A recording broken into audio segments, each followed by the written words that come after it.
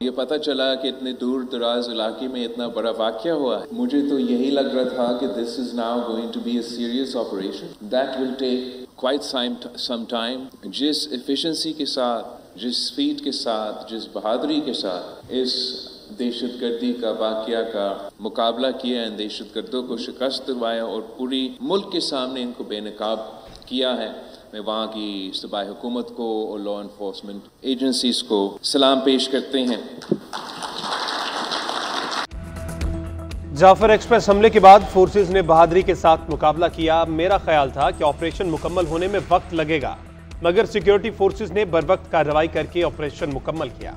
Chairman peoples party Bilawal Bhutto की सबको मुत्तहिद होने की दावत। कहा, कौम अपनी बहादुर अफवाज के साथ खड़ी है, दहशतगर्दी से निपटने के लिए मिल बैठना होगा। मजीद कहा, हम मुस्बत सियासी अंदाज में मसाइल हल करने में यकीन रखते हैं। सिंध के पानी का मसला कोई नया नहीं, पानी की तकसीम और नए कैनाल्स पर कल वाज़ेह मौक़िफ़ पेश किया। सिंध की आवाज़ इस्लामाबाद तक पहुंचाते रहेंगे। वज़ीर आला सिंध ने एक साल कारकर्दगी पर शानदार ब्रीफिंग दी। पता चला ऐसा भी वज़ीर आला है जो बेहतर अंदाज में अपनी कारकर्दगी बताता है।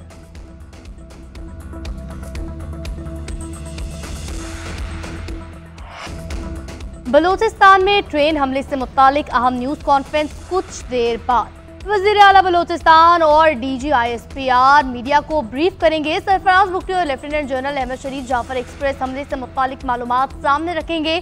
सिक्योरिटी फोर्सेस के रेस्क्यू ऑपरेशन पर ब्रीफिंग दी जाएगी। न्यूज कॉन्फ्रेंस का इनेकाद दोपहर 3:30 बजे इस्लामाबाद में होगा।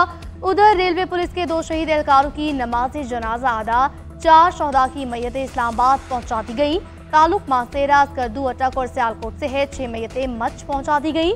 4 का ताल्लुक बखर, 1 का दीना और 1 का दरिया खान से है। सिविल अस्पताल कोयटा में 7 मैयतें लाई गई। 5 बुरसा के हवाले 2 ताहाल मुर्दा खाने में रखी हुई हैं।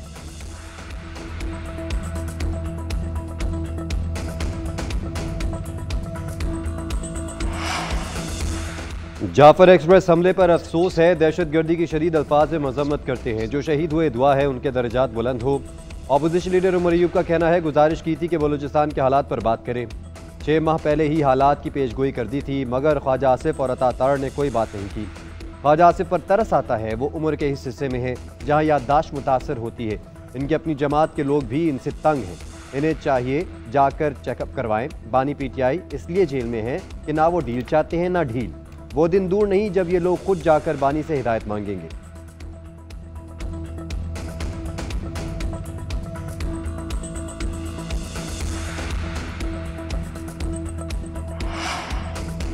TTP और BLA में सिर्फ दाढ़ी का फर्क है। दोनों के हैंडलर्स हमसाया मुल्क में बैठे हैं। वज़ीर मुमलिकत तलाल चौधरी का कौमी असम्बली में इज़हार ख्याल। कहा, मुझे तंजीम साजी के ताने देने के बजाय जाफर एक्सप्रेस पर बात करें। जो बयानात सोशल मीडिया पर दिए जा रहे हैं उनके साथ भी हुकूमत BLA जैसा बर्ताव करेगी। शेख आफ्ताब अहमद का तमाम जमातों से मिल बैठने का मुतालबा। बोले, APC बुलाकर लाएमल तय किया जाए। सैर कामरान ने कहा, दहशतगर्दी के खात्मे के लिए APS के बाद जैसे हिकमत अमली बनाना होगी। सदर जरदारी में सलाहियत है कि वो पूरी सियासी क़यादत को इकट्ठा कर सके।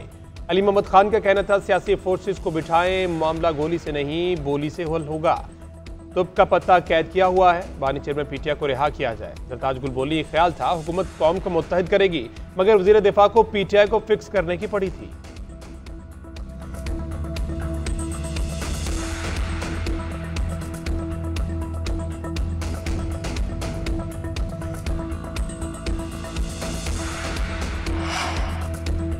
जनूबी वज़ीरिस्तान के इलाके आज़म वसक में मौलाना अब्दुल अजीज मस्जिद में धमाका। DPO के मुताबिक धमाके में JUI के ज़िले अमीर मौलाना अब्दुल्ला नदीम समेत दीगर अफराद जख्मी हुए। इमदादी कार्रवाइयाँ जारी। जख्मियों को DHQ अस्पताल मुंतकिल किया जा रहा है।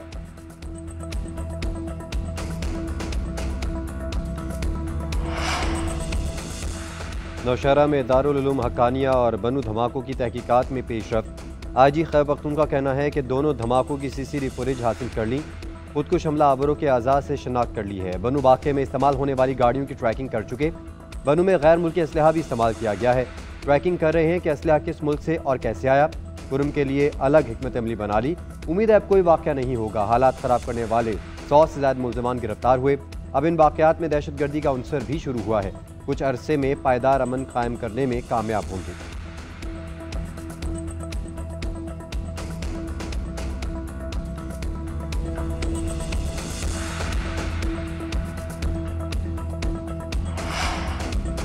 ख्वाजा आसिफ का खैबर पख्तूनख्वा में दहशत गर्दों को बसाने का बयान गुमराह कुन। ऐसे इल्जामात का मकसद वफाकी हुकूमत की नाकामी छुपाने की नाकाम कोशिश है। मुशीर इत्तलात खैबर पख्तूनख्वा बैरिस्टर सैफ का कहना है ख्वाजा आसिफ किसी एक दहशत गर्द की निशानदही करें जो खैबर पख्तूनख्वा में बसाया गया हो।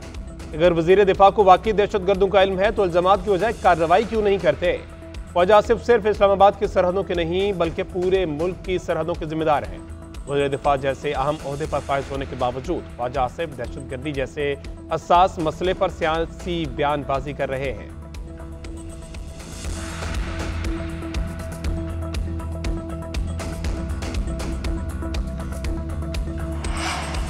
हर चीज का हल मुज़ाकरात से मुमकिन है। यहाँ बैठकर फैसले होते हैं, शराइत नहीं रखी जाती।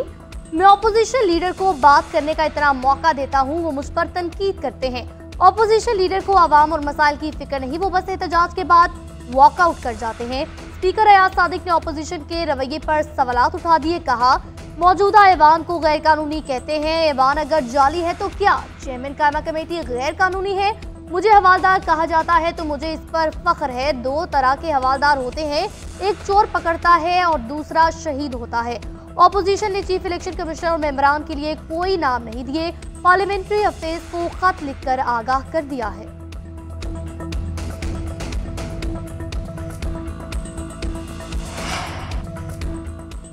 बगैर किसी शर्त के दहशत गर्दी के खिलाफ हुकूमत की हिमायत करेंगे। वक्त की ज़रूरत है कि दहशत गर्दी के खिलाफ सबका बयानिया एक हो और मुत्तहिद हो। चेयरमैन PTI बैरिस्टर गौहर की हुकूमत को ऑफर। बोले हुकूमत अगर PTI के बगैर दहशत गर्दी के खिलाफ जंग जीत सकती है तो उनको मुबारक हो। वज़ीर आज़म की कल की तकरीर अच्छी तकरीर नहीं थी, उन्होंने फिर PTI को निशाना बनाया। इनको चाहिए था कि कौम को मुत्तहिद करते मुज़ाकरात से मुतल्लिक बोले। स्पीकर कौमी असम्बली को अच्छे तरीके से पता है कि मुज़ाकरात में क्या हुआ। हुकूमत खुद मुज़ाकरात से राह फरार अख्तियार कर गई। अगर हुकूमत जवाब देना चाहती है तो हमें व्हाट्सएप भी कर सकती थी। इन्होंने बहुत अच्छा मौका ज़ाया कर दिया।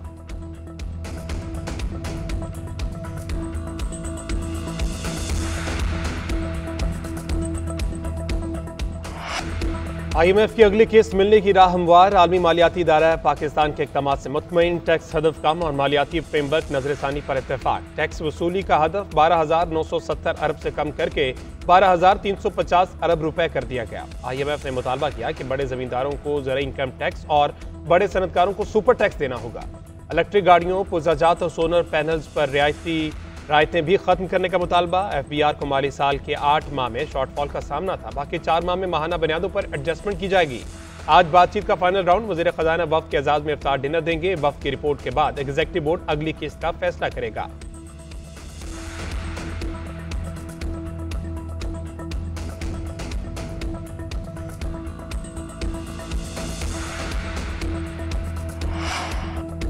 अदालती हुक्म के बावजूद बानी PTI को पेश न किया गया। इस्लामाबाद हाईकोर्ट में मशाल यूसुफजई की दरख्वास्त पर तौहीन अदालत केस की समाअत। एडवोकेट जनरल ने बताया कि सिक्योरिटी खदशात के पेश नज़र बानी PTI को जेल से लाना मुमकिन नहीं। वीडियो लिंक के जरिए पेश करने के लिए लिंक दस्तयाब नहीं। इस्लामाबाद में थ्रेट अलर्ट है जिसकी वजह से सिक्योरिटी का मसला है। अदालत ने हिदायत की कि आप जो कह रहे हैं वो लिख कर जमा कराएं। सुप्रिंटेंडेंट अडयाला जेल से भी बयान हल्फी तलब।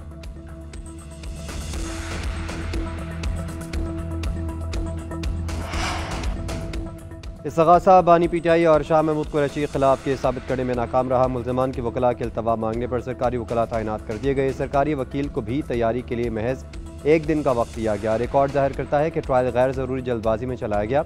इस्लामाबाद हाई कोर्ट ने साइफर केस में बरियत का तफसीली फैसला जारी कर दिया। फैसले में कहा गया है कि सरकारी वकील की जरा उनकी नाज़ तजुर्बाकारी और वक्त की कमी जाहिर करती है। ये केस ट्रायल कोर्ट को रिमांड बैक करने की नौयत का है। जराह को एक तरफ रख दिया जाए तो भी इस्तग़ासा के शवाहिद केस साबित करने के लिए नाकाफी है।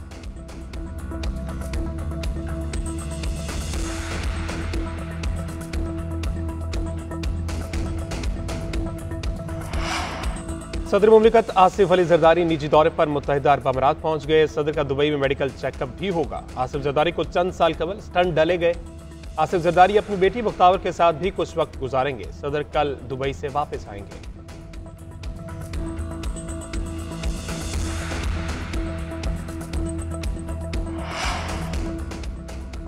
सिंध के नौजवानों के लिए हुनर के मौके पैदा कर रहे हैं। मौके और चैलेंजेस इकट्ठे होंगे तो सिंध और मुल्क तरक्की करेगा। वज़ीर आला सिंध मुराद अली शाह ने कहा कि सिंध पब्लिक सर्विस कमीशन को जॉब पोर्टल से लिंक करेंगे। हम शफाफ तरीके से नौकरियां देंगे। शर्जिला मेमन ने कहा कि सिंध में मुलाजमत के ख्वाहिशमंद लोगों के लिए पोर्टल बनाया गया है।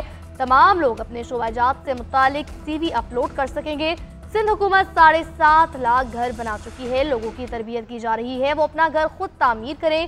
सिंध हुकूमत ने महकमा इत्तलात के पोर्टल का इफ्तिताह किया। नए पोर्टल के जरिए मालूमात तक रसाई मजीद आसान बनाई गई। पढ़े लिखे और हुनरमंद अफराद अपना CV पोर्टल पर डालकर नौकरी हासिल कर सकेंगे।